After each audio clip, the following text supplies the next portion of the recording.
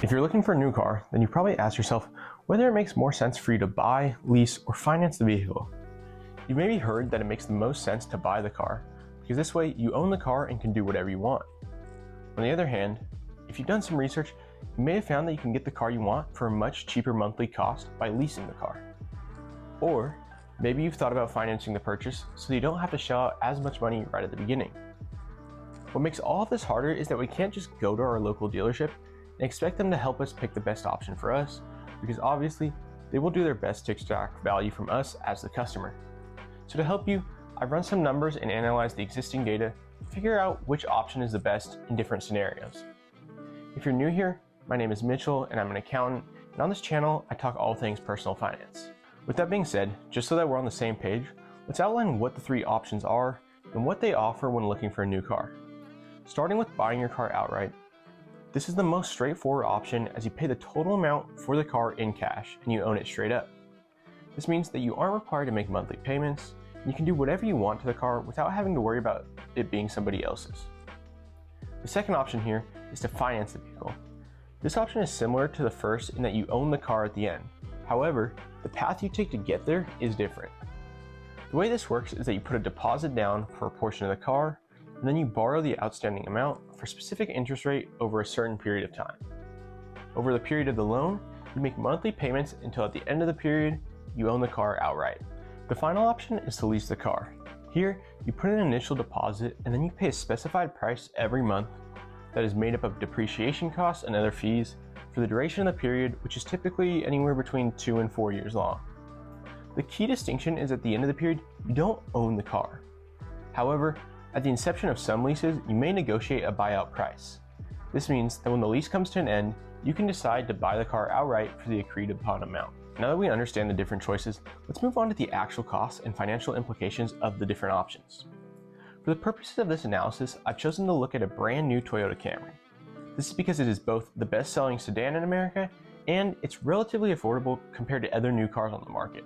Obviously, for every car, the analysis I will be showing will vary, but I'm going to demonstrate how to crunch the numbers so that you can do it for whatever car it is you are hoping to get. To keep the analysis consistent, I'm going to keep a few variables constant. I'm going to assume 1, a 3-year period of ownership/borrowing, 2, our loan will be at an interest rate of 7.01%, which is the average rate for people with credit scores between 661 and 780, according to data from Q4 2023. And number 3, we will make a $3,000 down payment for each option at the beginning of the term. With all that out of the way, let's look at what it would cost to finance a 2024 Camry. The MSRP is $26,420, which is the price we will be using. Notably, this leaves out the amounts you would have to pay for taxes, registration, and other fees, which would be a few $1,000s. But we're excluding those because those will differ by location. Now, after our $3,000 down payment, we're looking at a loan for the remaining $23,420. Paid off over the course of 3 years at a 7.01% interest rate, we're looking at a monthly cost of $723.25. All in, that means our total price is $29,037. When it comes to the end of the period, looking at the market value of used Camrys, we will assume that we can sell the car for $19,210. That means that our total 3-year cost when buying a Camry outright is $9,827. Moving on to leasing the car, we can currently lease a Camry with $3,000 down for $299 a month. Multiplying our monthly rate by 36 months and adding our $3,000 down payment, we're looking at a 3-year cost of $13,764. Note, this number excludes a buyout option at the end of the lease, as these numbers can vary widely lease to lease. And finally, let's look at buying the car outright. With this option, we pay the $26,420 straight up and don't have to calculate any numbers to figure out our total price. Just as with the financing option, we will assume that the car can be sold for $19,210, which leaves us with a 3-year total cost of $7,210. Taking a look at the 3 options, it may seem like it's a no-brainer to buy the car outright because it has the lowest 3-year cost. However, it's not that simple. Although it may be the most cost-effective, we have to think about the opportunity cost. When buying the car outright, your $26,000 is locked into the car. You can no longer go out and invest that amount and potentially earn greater returns than the interest you pay. This leads us right into the other factors to consider outside of the total cost when making this decision. Buying a car outright offers you peace of mind that other options don't. You aren't required to make monthly payments, you don't have to pay extra money on interest, and you can do whatever you like to the car. You play by your rules. The downside to this option is that obviously you fork over a lot of money at the beginning, which can't be put towards other things in your life. This means that money that could be used to invest or put towards other assets like a home is no longer there. On the other hand, if you finance your purchase, you get some of the same benefits without having to pay a lot right at the beginning. You own the car, just as if you purchased it outright, so you can make whatever modifications you want and sell when you want.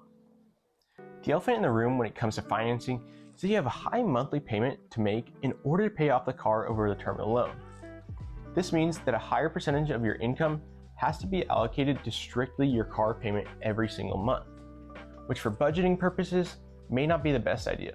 This is where the strength of leasing comes in because relatively your monthly payment is quite low. It frees up some of your budget space to allocate elsewhere.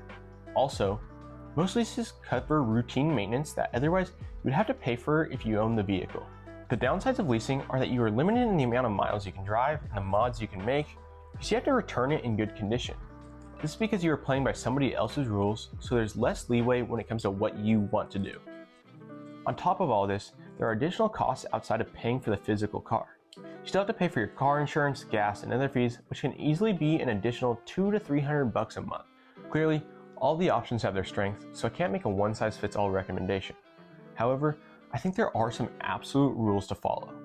The primary one being to only get a car you can afford. Do not go into large amounts of debt on super long-term loans just to get an expensive car. If you're having to do all of this just to pull it off, it means you can't afford the car, which is fine. There are tons of great options out there, including buying a used car. The best part about buying used is that the biggest appreciation hit on the car has already been taken by somebody else, which makes it much more affordable for you with much of the same features and functions as a new car.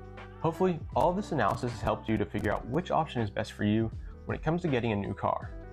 The same financial analysis I performed here can be performed for any car, so I recommend trying it out for yourself if you're in the market for a new car. If you're interested in other videos in my Accountant Explained series, click over here to go check them out. With that, I hope you have a great day and thank you so much for watching.